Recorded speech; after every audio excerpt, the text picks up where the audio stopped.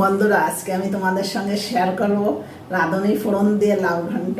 দেখো, লাউ ঘন্ট করার জন্য লাউগুলো ছোট ছোট করে কেটে নিয়েছি।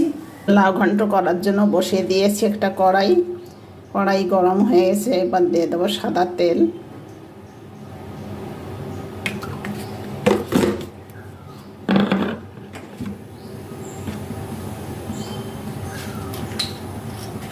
তেল গরম হয়ে গেছে, এবার দিয়ে দেবো ডালের বড়ি।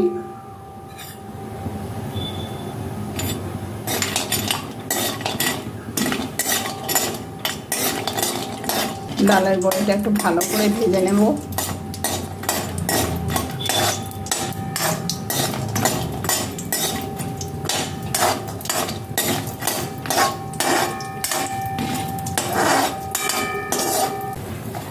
ডালের বড়ি লাল লাল করে ভাজা হয়ে গেছে, এবার আমি নামিয়ে দেব।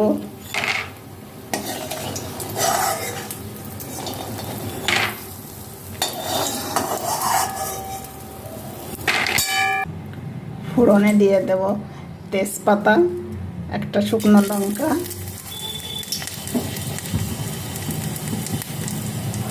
সঙ্গে দিয়ে দেব রাঁধুনি।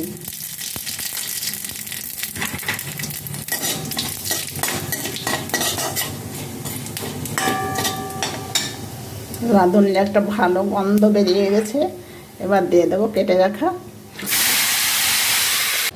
লাউ। বসিয়ে দিয়েছি, এবার আমি দিয়ে দেব লবণ,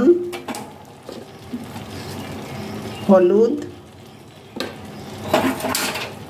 কাঁচা লঙ্কা। একটু ভালো করে নেড়ে চেড়ে ডেকে দেবো। এতে কোনো জল, লাউতে কোনো জল লাগবে না, লাউয়ের একটা নিজস্ব জল থাকে, এই জলেই ভালো সিদ্ধ হয়ে যাবে। এবার আমি চাপা দিয়ে রেখে দেব। লাউ থেকে কতটা জল ছেড়ে দিয়েছে দেখো। এবার আমি দিয়ে দেবো ভেজে রাখা ডালের বড়ি।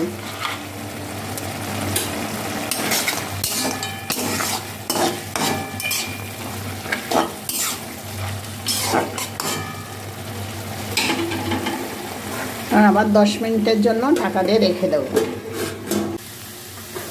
দেখো লাউ ঘন্ট কতটা সফট হয়ে গেছে। এবার আমি দিয়ে দেব সামান্য পরিমাণ চিনি, কুচিয়ে রাখা ধনেপাতা, ভালো করে নেড়ে চেড়ে ছড়িয়ে দেব গোবিন্দভোগ চালের গুঁড়ো। তোমরা কখনো যে কোনো ঘন্টে চালের গুঁড়োটা না জলে গুলিয়ে দেবে না।